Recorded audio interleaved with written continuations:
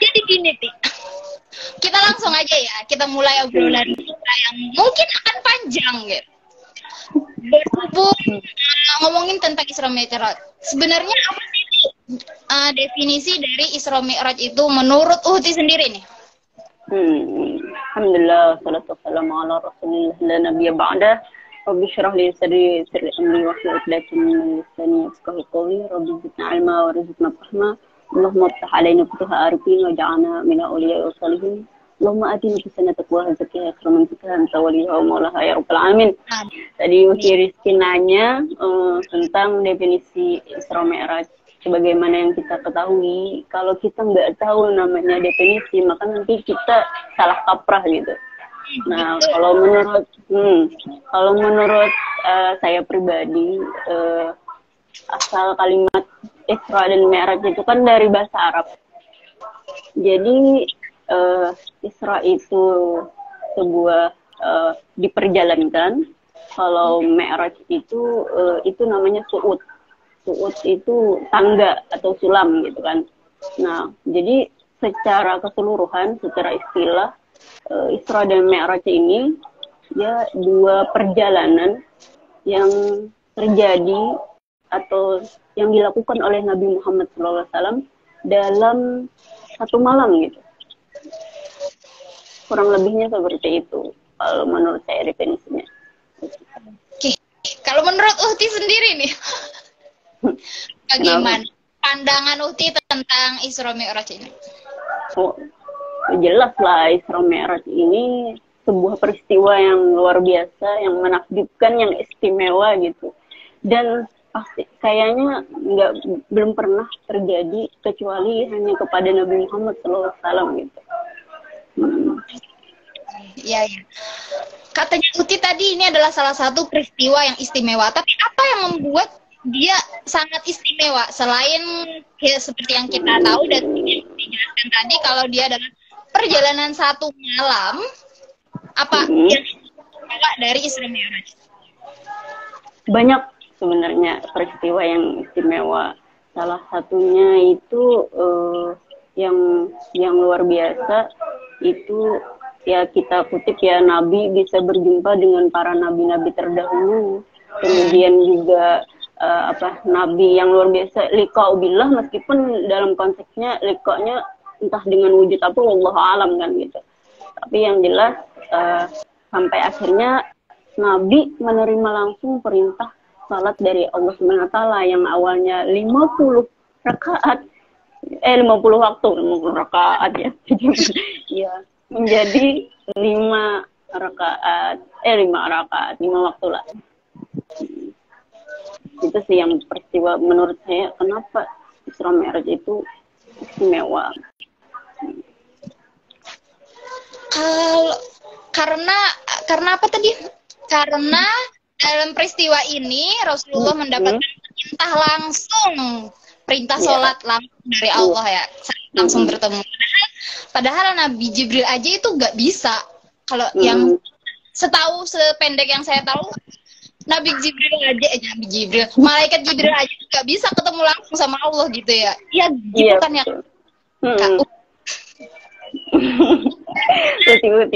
Kalau tadi kan kita udah ngebahas tentang definisi, tentang bagaimana Isra Mi'raj itu menjadi istimewa. Tapi nih, biar kita lebih tahu kenapa akhirnya dia istimewa dan kenapa kita harus memperingati peristiwa ini. Gimana sih sejarah terjadinya peristiwa Isra Mi'raj? Secara singkat aja. Oh, singkat ya. Ya benar, kalau diceritakan keseluruhan kayaknya berapa hari ini nggak hatem-hatem. Waktu kita untuk membahas itu gitu. Jadi secara singkat. Terjadinya Isra Mi'raj tentu bukan karena tanpa sebab, pasti ada sebab kan. Ya, salah satunya sebab itu Nabi mengalami ujian yang sangat luar biasa. Ya, orang-orang pilihan lah diuji yang sangat luar biasa, kemudian berhasil melalui ujian itu dan akhirnya diberi hadiah, yaitu tadi bertemu langsung dengan Allah Subhanahu wa taala, yakni Isra wal Mi'raj.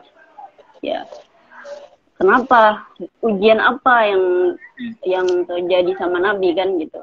Ya, apa ujian yang sampai membuat Nabi mendapat hadiah bertemu langsung dengan Allah gitu kan ya? Iya, yang jelas kan waktu itu selama Nabi berdakwah itu kan penuh dengan halang rintangan kan. Nah, salah satu dua perisai Nabi utama itu wafat gitu kan. Paman beliau, kemudian Sayyidah Khadijah istri tercinta yang beliau itu beliau seorang istri, kemudian beliau juga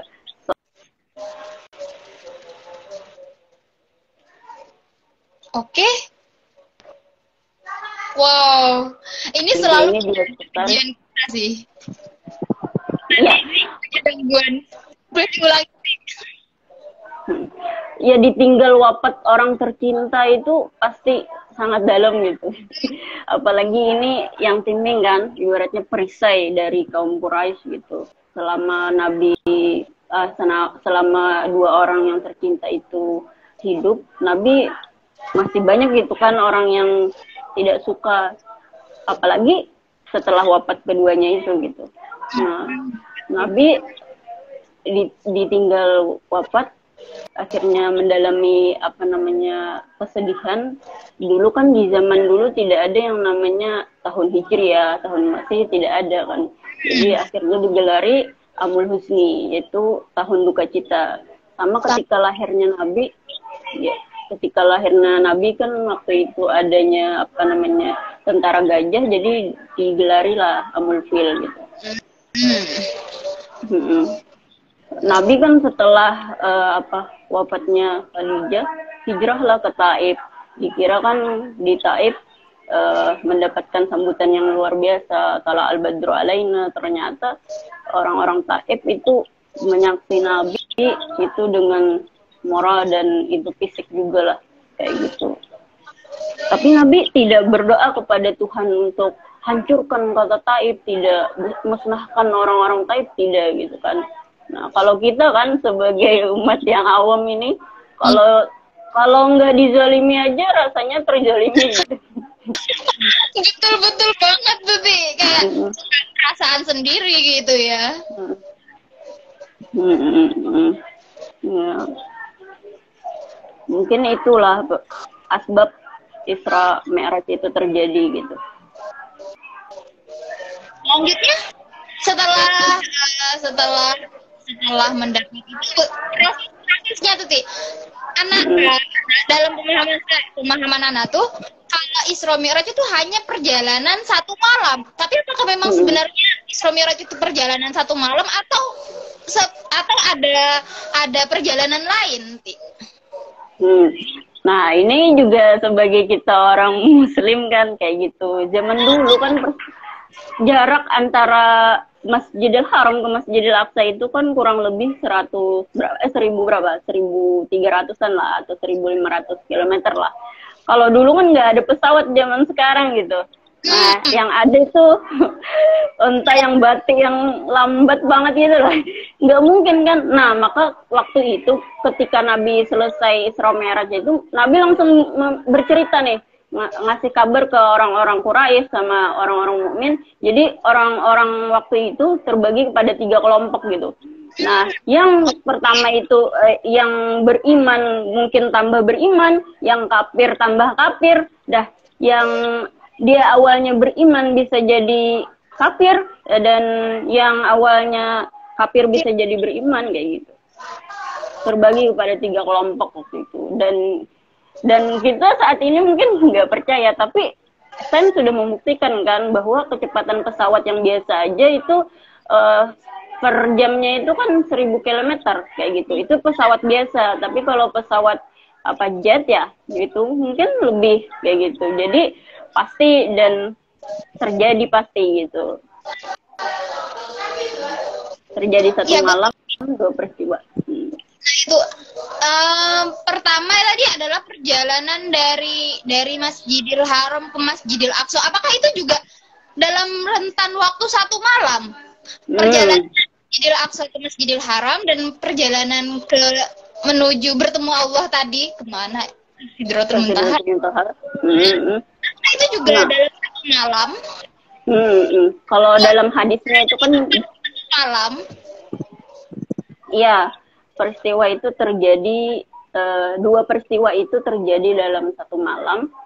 Dan memang banyak hadis-hadis sahih yang mengatakan bahwa Nabi di-mi'rajkan, di-Isra'kan dan di-mi'rajkan itu terjadi di tengah malam dan kembalinya sebelum subuh gitu kan.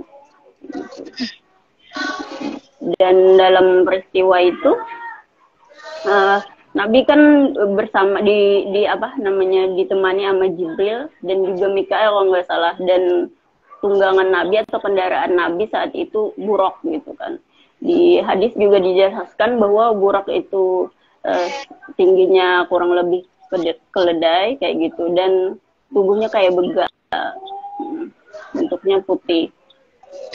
Konon katanya kecepatan si buruk ini, kalau dalam hadisnya itu kan sekejap mata aja gitu.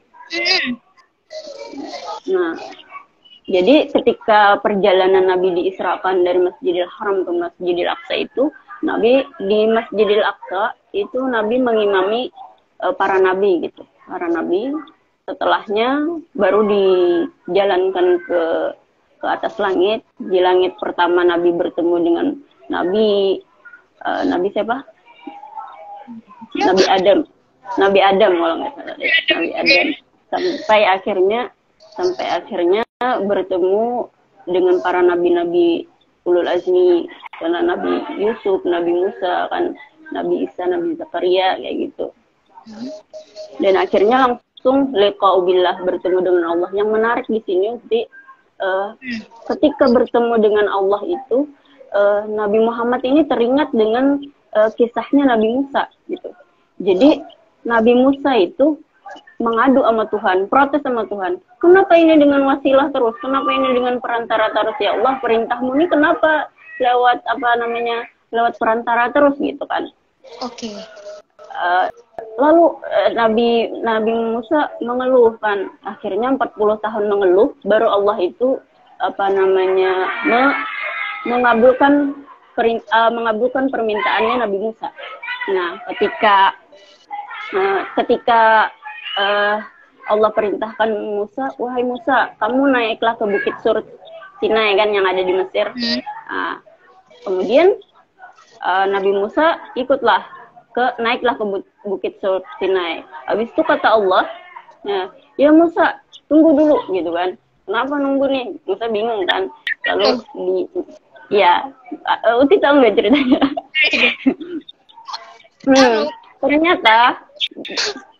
Ternyata Bukit Sur Sinai ini ternyata suci gitu. Jadi lepas sendal kamu katanya kayak gitu.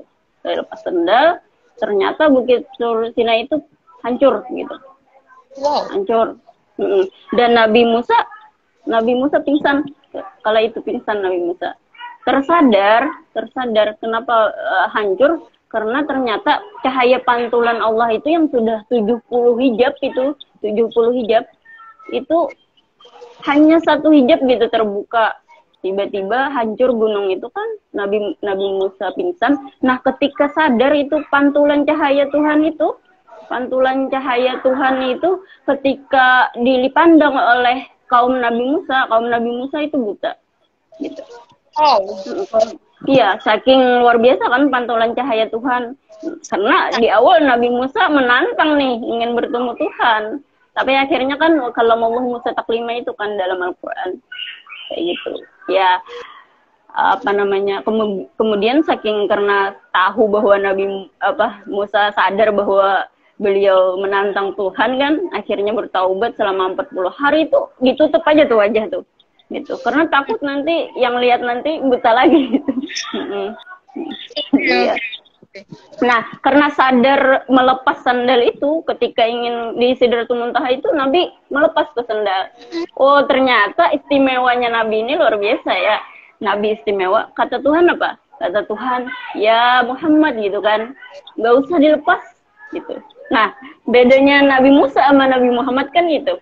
Nabi Musa di Bukit Sur Sinai kan melepas sendal. Sedangkan di langit itu Sidratul Muntaha Nabi nggak dipinta untuk lepas sendal. Kata Allah apa? Justru langit-langit ini mau diinjak sama kamu Muhammad gitu kan. Oh, itu luar biasa. Nah, kita bisa ngambil kiasan tuh. Kita bisa ngambil kias dari sana bahwa ketika ingin bertemu atau bertamu ke rumah orang itu harus sopan. Ya kan, ya ini melepas sendal gitu kan. Kayak gitu. Sampai akhirnya aku baru tahu Siti kalau misalnya ternyata ada hubungannya. Maksudnya selama ini kan cuma tahu kayak ya udah Isra Mi'raj, Nabi melakukan perjalanan, dapat perintah sholat, dan sekedar itu aja. Tapi nggak tahu kalau ternyata selama proses itu bahkan Nabi mengingat Nabi yang lain gitu, peristiwa Nabi lain dan mengaplikasikannya. Nah, wow, itu sangat luar biasa sih. Maka tidak salah kan Allah itu berfirman, wa innaka la'ala khuluqin azim kepada Nabi Muhammad. Ya kan, sungguhnya kepada kamu itu akhlak yang besar, akhlak yang mulia kayak gitu. Benar-benar tidak salah ya. Tidak salah sebagai apa dah itu hadisnya yang innama bu'istu. Iya, innama bu'istu liutami makarimul akhlak. Dan lagi untuk seluruh alam. Iya betul, rahmatan lil alamin. Alamin, subhanallah. Oke, itu tadi cerita singkat tentang perjalanan Rasulullah SAW selama Isra Mi'raj, dan hadiahnya juga untuk kita ya, karena perintah sholat menjadi satu cara kita bertemu dengan Allah gitu kan. Allah udah ngasih kita hadiah untuk bisa minta langsung nih tanpa perantara, tanpa harus minta ke Nabi untuk didoakan. Wah, subhanallah sekali sih. Nah, tapi nih selain sholat, apa aja peristiwa apa aja makna yang bisa kita ambil dari peristiwa Isra Mi'raj ini? Kalau anak pribadi ya, supaya tidak melebar-lebar, anak lebih ke sholat sih. Karena dari awal itu kan hadis memang sudah mengatakan wa awwalu ma yuhasibu abad kan yaumul qiyamah ya sholat. Jadi kalau sholat itu udah kacau gitu, ya kan, maka udah neraka dah saat gitu kan. Iya, tapi banyak sih identiknya banyak. Salah satunya kan ketika dapat ujian, itu kalau kita menjalani ujian itu dengan benar kayak gitu kan, dengan serius, maka Allah pasti ngasih hadiah kayak gitu.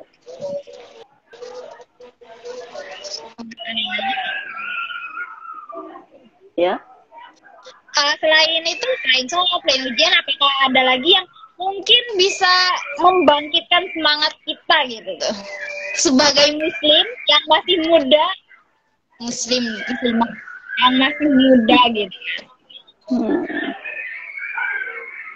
Yang jelas ya, kalau anak pribadi kayak gitu, untuk kita bisa ngambil hikmah dari ini, dari beberapa peristiwa Isra Mi'raj ini, pertama ketika Nabi itu berjumpa dengan para nabi itu, beliau mengucapkan salam kan, kemudian intinya ada sopan santun lah. Di situ kita bisa ngambil kiasan bahwa bahwa meskipun kita orang yang berilmu tapi usianya masih muda kan kayak gitu, itu harus sowan gitu lah. Harus harus sopan dengan para sesepuh, para orang tua kayak gitu.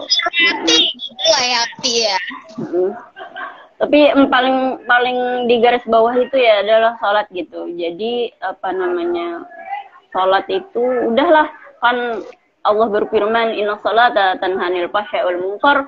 Sholat itu kan mencegah dari perbuatan keji dan munkar.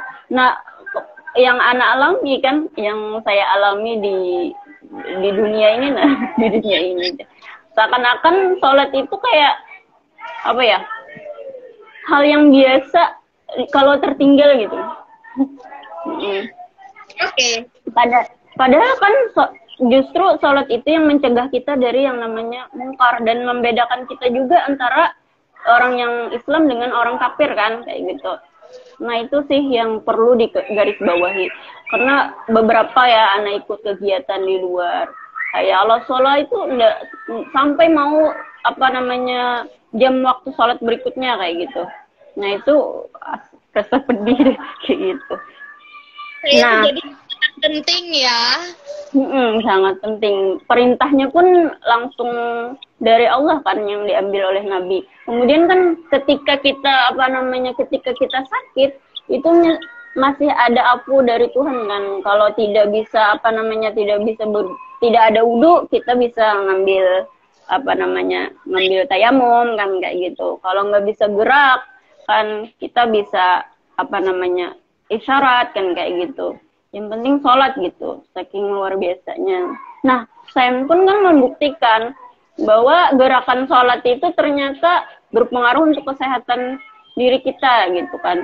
Dan waktu sholat pun juga diatur sedemikian sedemikian spesialnya lah. Ya coba bayangkan kalau sholat subuh itu 4 rakaat kan, yang 2 aja berat ya kan.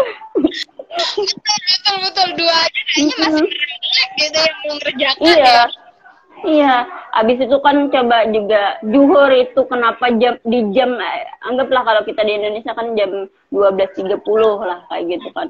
Nah, itu kan istirahat kerja gitu. Nah, kemudian asarnya juga jam pulang kerja gitu kan. Nah, kayak gitulah kira-kira. Jadi bisa kita ambil kesimpulan dari apa yang Uti sampaikan tadi bahwa sebenarnya sholat itu benar-benar sangat penting gitu ya, sangat penting, bahkan saking pentingnya dia isyaratnya, perintahnya langsung dari Allah kepada Nabi melalui perantara. Sayangnya seiring berjalannya waktu sepertinya gitu kan kita mulai mengentengkan itu gitu loh, sering sholat mungkin bukan udah sholat juga sih, sering sholat di akhir waktu. Ini pasti banyak banget sih, aku pun masih banget tuh sholat di akhir waktu. Nah itu benar tuh Teh, anak pondok loh itu, apalagi orang gitu kan. Itu kayak kita udah diajarin setiap sholat kayak ayo datang ke masjid belum waktunya gitu. Tapi setelah lepas kayaknya mendengar azannya kayak bentar lagi aja mau azan asar baru. Iya belum sholat zuhur gitu. Padahal loh kita sholat aja belum tentu masuk surga kan? Sholat aja belum tentu diterima gitu ya Allah. Betul. Jadi catatan besar buat kita semua ya teman-teman. Mungkin bisa kita mulai dari sekarang untuk memperbaiki sholat, setidaknya sholat di awal waktu. Semoga. Semoga ya. Saya sedikit merasa gimana gitu karena masih sering banget sholat mepet-mepet gitu kan. Entah itu sholat mepet maghrib, sholat mepet zuhur. Jadi kayaknya kalau misalnya nanti kita punya keluarga gitu ya, mungkin diingatinnya jangan lupa sholat, tapi sholat di awal waktu ya nak, gitu kali ya kak. Jadi ya. Oh ya nih Teh, balik lagi nih. Itu kan tadi menurut Uti hikmah dibalik turun peristiwa Isra Mi'raj. Tapi kan ya itu balik lagi, zamannya kita dan zamannya Rasulullah itu berbeda. Ketika perintah datang di umatnya Rasulullah, di zamannya Rasulullah, para sahabat-sahabat yang beriman itu mengerjakannya dengan sepenuh hati gitu. Seiring berkembangnya zaman, seiring bertambahnya zaman gitu, kayaknya hal-hal seperti itu makin sulit gitu untuk kita terapkan, entah itu karena kesibukan kita sehari-hari atau karena banyaknya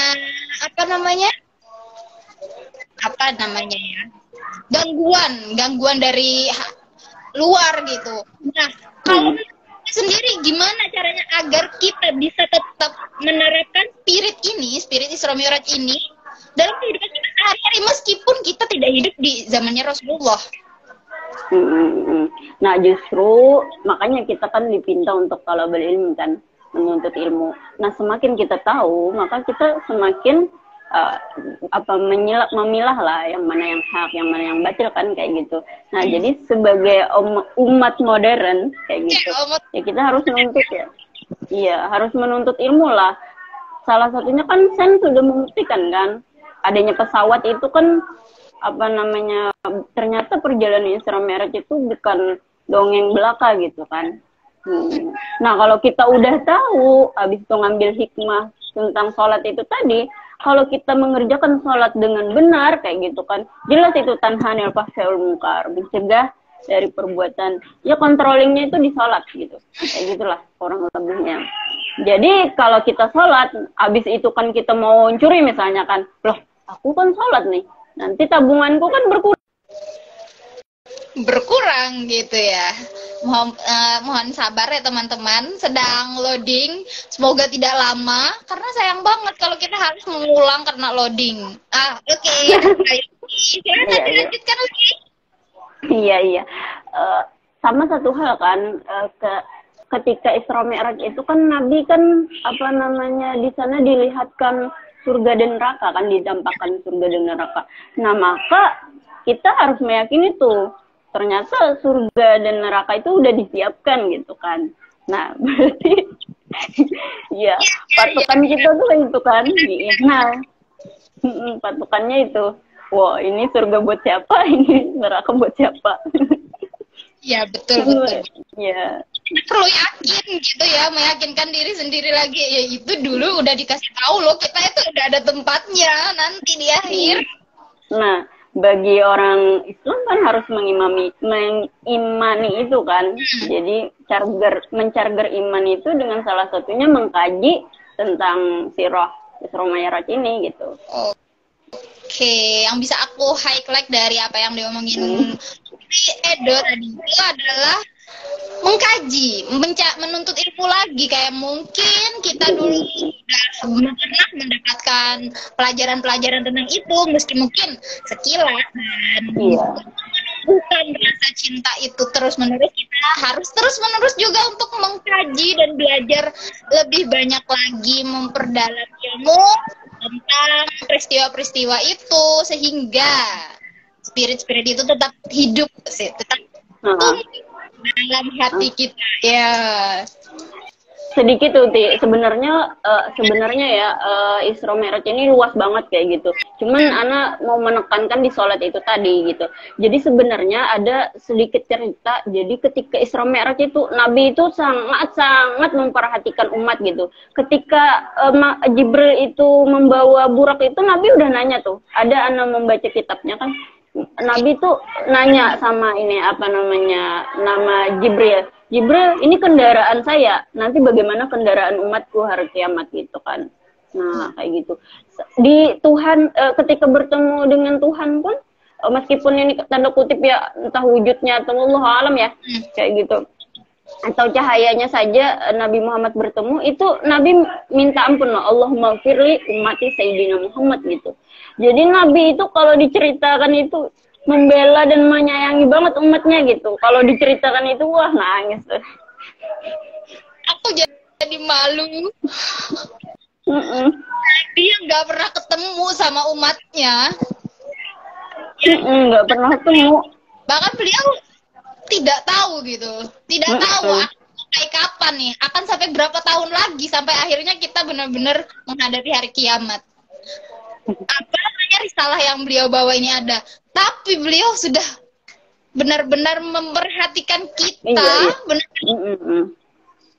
tidak memedulikan diri sendiri, ibaratnya boleh dibilang gitu nggak Siti?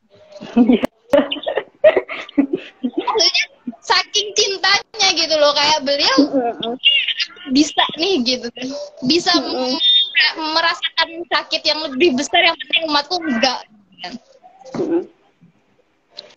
Oh, Kak, kecepatan burak katanya berapa kilometer per jam? Tadi sebenarnya udah kita jelaskan di awal ya, tapi boleh mungkin di-spill dikit.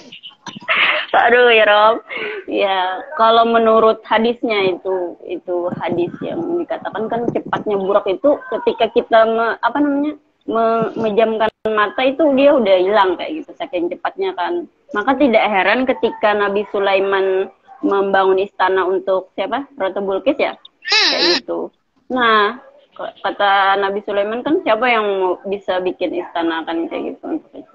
Nah, ternyata sebelum kamu berkedip, nah kayak gitu kan. Udah ada gitu ya. Oh iya, Ti, ini sebenarnya harusnya aku tanyain tadi sih, tapi aku lupa. Nah kan katanya Uhti tadi waktu ada peristiwa Isra Mi'raj itu, Nabi mengimami nabi-nabi sebelumnya. Ini mengimami dalam tanda kutip mengimami apa ya? Nah kan ngamin sholat kan kayak gitu. Nah cuman kan sebentar. Ya kan kalau sholat tadi baru dapat setelah itu atau setelah itu gimana? Dijelaskan aja deh, Ti. Jadi sebelum ada nih, kalaupun Ana salah tolong dikoreksi ya, tapi yang setahu Ana, Nabi itu sholat, tapi sebelumnya itu sholat seperti nabi-nabi yang sebelumnya gitu. Belum ada yang sholat 5 waktu itu gitu kan. Karena kan Nabi Isa juga ada perintah sholat, tapi tidak konteksnya 5 waktu itu kayak gitu. Nah, mengimami sholat para nabi gitu. Nggak tahu berapa rakaat, Allah alam. Kalau itu pun juga mengimami nanti timbul sholat nabi-nabi sebelumnya, begitu ya Uti? Maksudnya? Iya. Nah, oke. Nanti timbul pertanyaan, katanya Nabi udah meninggal. Lah, itu wujud apa gimana gitu? Wah, takut karena ditemui. Lagi gitu. Ya juga iya. Ya. Makanya Ana nggak mau bahas, Ana maunya sholat doang.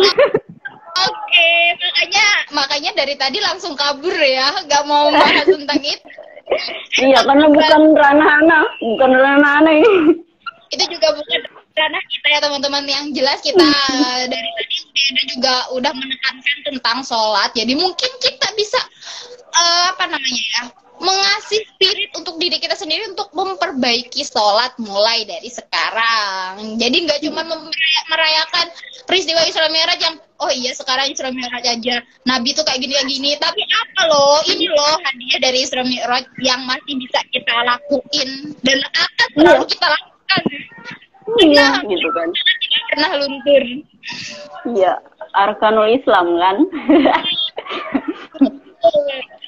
Kayak yang tadi Uhti udah bilang, bahkan ketika kita sakit, saking pentingnya sholat, ngasih kita kebebasan untuk sholat pakai isyarat gitu kan.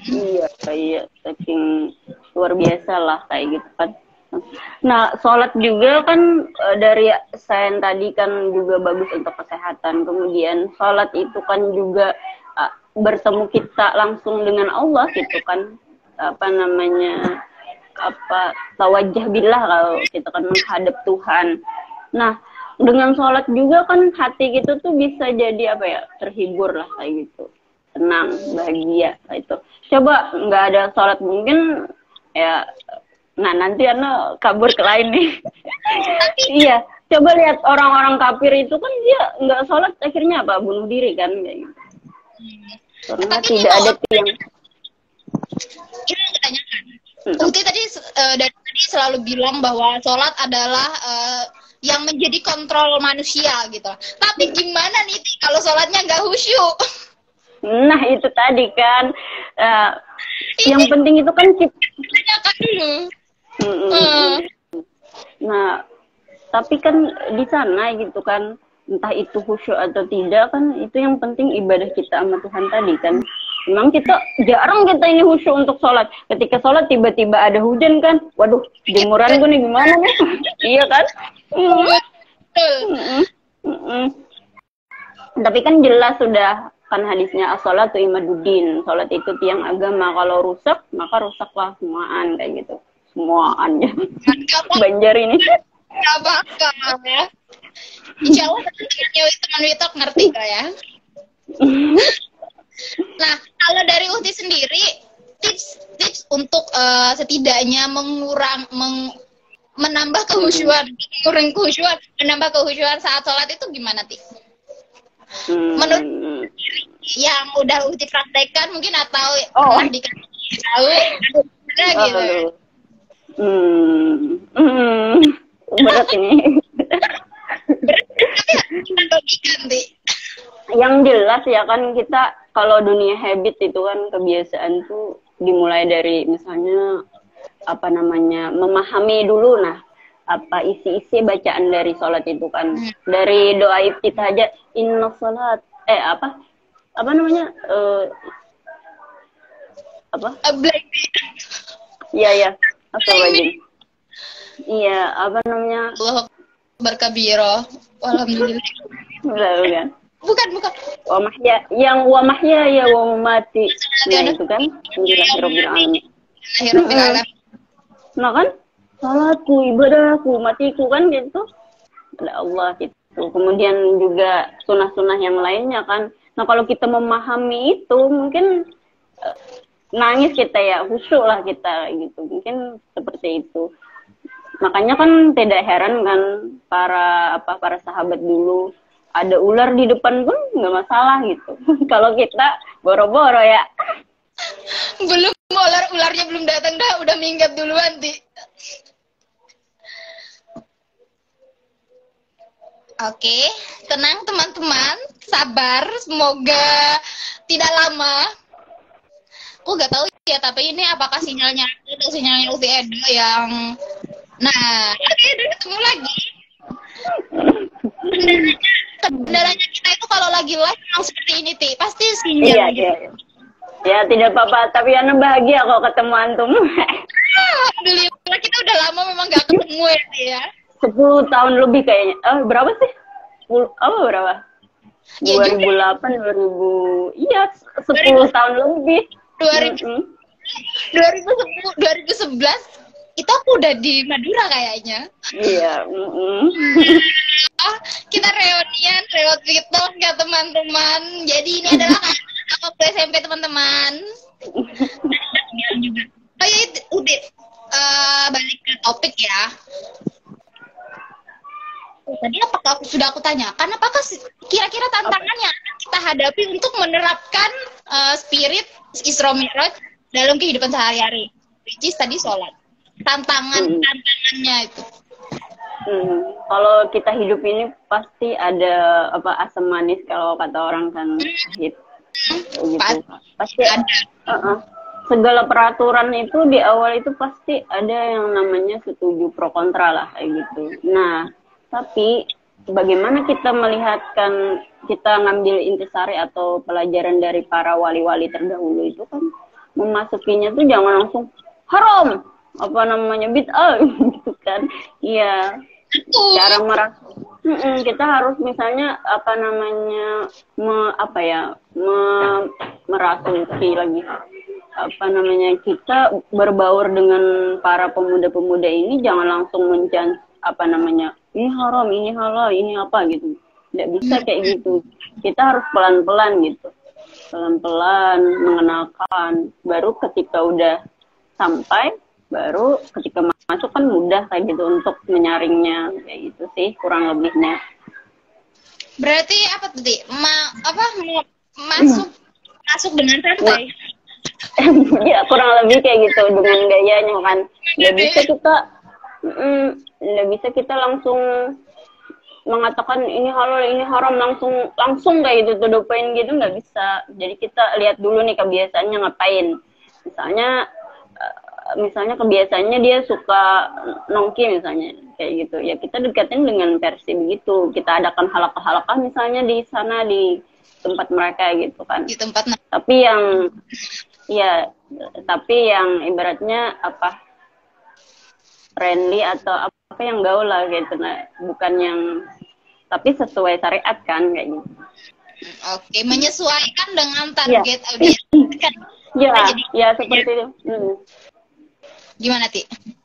Iya seperti itu, tapi kalau orang dewasa itu memang agak sulit sudah dibuat wataknya itu. Kalau bisa tuh memang dari usia muda, anak-anak gitu. Oke.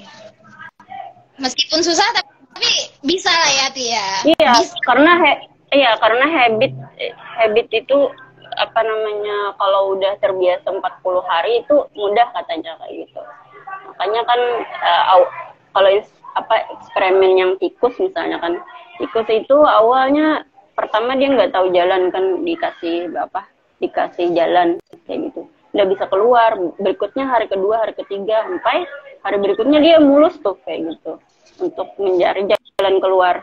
Hampir seperti itu habit manusia juga begitu. Ini nanti melebar lagi. Gak apa-apa sebenarnya melebar karena kita sedang mengobrol gitu. Jadi apapun bisa kita ngobrolkan. Tapi berhubung karena malam ini kita hanya membahas tentang Isra Mi'raj, jadi mungkin di lain kesempatan kita bisa bertemu dengan Uti Edo lagi membahas tentang habit mungkin. Oh no. Oh jangan no dulu dong Ti. Kita belum menjadwalkan ulang Ti. Ya salam. Oh ya Titi, menurut Uti sendiri kalau lo peristiwa Isra Mi'raj, identiknya kan kita tuh sering ada apa sih, ada kegiatan-kegiatan. Tapi apa aja kegiatan yang mungkin bisa kita lakukan saat Isra Mi'raj, atau ada hal yang nggak boleh kita lakukan saat Isra Mi'raj? Kalau hal untuk tidak boleh tuh kurang lebihnya kayaknya yang kalau kita ngambil sholat tadi kan berarti ya harus laksanakan sholat kan kayak gitu. Nah tapi kalau ada kan biasanya kalau kita kaji Isra Mi'raj itu pasti ada hadis yang berkeliaran. Ternyata hadis ini palsu, cuman bisalah kita ambil kayak gitu. Kan ada bunyinya Nabi bersabda Rajab syahrullah, Rajab Sya'ban syahri kata Nabi, kemudian Ramadan syahru ummati kayak gitu. Ternyata Rajab itu bulan Allah, kemudian Sya'ban itu bulan Nabi, dan dan Ramadan itu bulan umatku kayak gitu. Nah, Nabi itu ada habit atau kebiasaan Nabi di bulan Rajab gitu, atau amalan-amalan lah kayak gitu yang dilakukan Nabi di bulan Rajab. Salah satunya itu memperbanyak istighfar kan, banyak istighfar, kemudian sering mengucapkan salawat, karena katanya dalam hadis itu salawat satu hari di bulan Rajab itu orang lebih dapatnya 7.000 malaikat kalau nggak salah. Jadi, nah Nabi membiasakan puasa untuk berperang di bulan Ramadan. Jadi di bulan Rajab itu Nabi udah membiasakan diri tuh untuk berperang di bulan Ramadan. Dan Rajab, istimewanya Rajab kan dia masuk ke dalam Isna Ta'asyara Syahrun kayak gitu. Isna Ta'asyara Haram. Ya, dia termasuk bulan haram. Ya kan Dzulqa'dah, Dzulhijjah, kemudian Muharram, dan terakhir Rajab. Oke. Wah, udah hampir 1 jam teman-teman kita mau ngobrol dengan teman lama saya. Boleh ya saya bilang teman lama, saya bilang Ana bilang teman lama gitu kan. Sekalian kita menyirami kembali semangat untuk memperbaiki sholat kita yang mungkin sering bolong, atau sering di akhir waktu, atau sering gak khusyuk. Mari kita mulai untuk memperbaiki lagi. Dan tapi ini harusnya yang bilang, sebelum kita mengakhiri obrolan kita malam ini, mungkin nanti ada advice buat teman-teman. Ukti aja deh kalau bisa ngambil istimewa. Gak apa, biasanya pembicara kita tuh selalu memberikan advice sebelum obrolan gitu.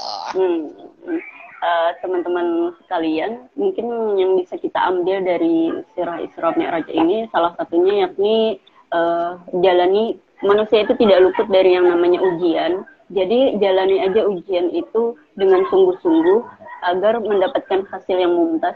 Karena sesuai kadar ujiannya juga. Kalau ujiannya berat, maka nanti hadiahnya pun pasti berat juga. Luar biasa istimewa gitu, berat lagi. Ya kan. Kemudian juga kita harus percaya atau mengadakan Isra Mi'raj ini supaya kita mencarger keimanan kita bahwa Allah ada, bahwa Allah mengontrol kita kayak gitu. Allah yubsirun ibad kan, melihat hamba-hambanya. Kemudian apalagi berdoa juga kepada Allah, karena Allah tidak tidur kan. Kemudian yang paling ditekankan adalah malas sholat kayak gitu, karena sholat itu bisa mencegah kita dari perbuatan keji dan mungkar kayak gitu, sudah jelas itu. Kemudian apa namanya, juga ada hadis yang mengatakan apa, as-sholatu imaduddin, sholat itu tiang agama. Jadi mari kita biasakan untuk sholat 5 waktu, ya kalau bisa dengan sunnah-sunnah qobliyah dan ba'diyahnya. Tapi ya kalau tidak bisa, karena sholat yang pertama kali ditanya atau awal-awal hisab di hari kiamat nanti. Jadi nggak nanya tuh apa namanya, kamu sama tetangga bagaimana kayak gitu kan, nggak ada ditanya begitu ya. Tanyanya dulu, kamu sholat nggak gitu kan, kalau nggak sholat paksa tendang dah selesai kan gitu. Oke, ada lagi Ti atau sudah cukup? Kurang lebih itu Ti. Mungkin bisa ditambahkan. Oke, siap. Terima kasih Uti Edo udah mau berbagi pengalaman dan ilmu baru buat teman-teman WeTalk, dan semoga diganti yang lebih baik, dan semoga juga gak bosan kalau aku tiba-tiba ngundang lagi untuk berbicara dan ngobrol bareng di WeTalk di malam minggu ya Uti. Terima kasih. Ya, syukran kasiran. Teman-teman, minta halal minta reda, mohon maaf kalau ada salah. Ya, terima kasih tim WeTalk. Siap.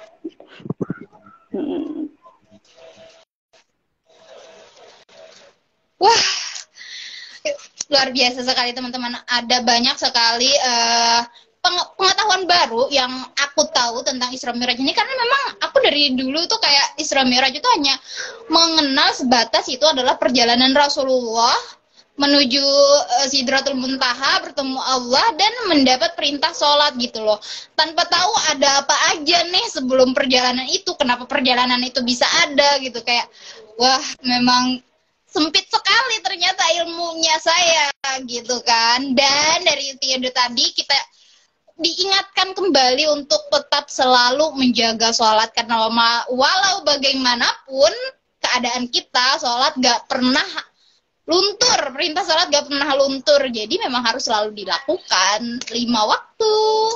Sebelum bisa sunatnya, setidaknya yang wajib bisa kita laksanakan. Terima kasih teman-teman WeTalk yang udah nonton WeTalk sampai detik terakhir. Halo Delpi yang datang di detik-detik terakhir, selamat bergabung. Dan semoga teman-teman WeTalk mendapatkan ilmu atau manfaat dari obrolan kita malam ini. Dan oh ya, aku juga mau ngingetin buat teman-teman yang mau berbagi atau ngobrol bareng juga di WeTalk, boleh banget DM aku di Reski Reraha atau DM langsung Kak Wildan di Natasha Wildan, atau DM ke akunnya WeTalk @WeTalk. Oke, jangan malu, karena kita semua yakin, kita tim WeTalk yakin kalau pengalaman orang lain adalah guru berharga buat kita semua gitu loh. Jadi nggak cuma pengalaman kita yang berharga buat kita sendiri, pengalaman orang lain juga bisa kita ambil pelajaran dan kita aplikasikan pada hidup kita sendiri. Oke, terima kasih dan see you. Wassalamualaikum warahmatullahi wabarakatuh.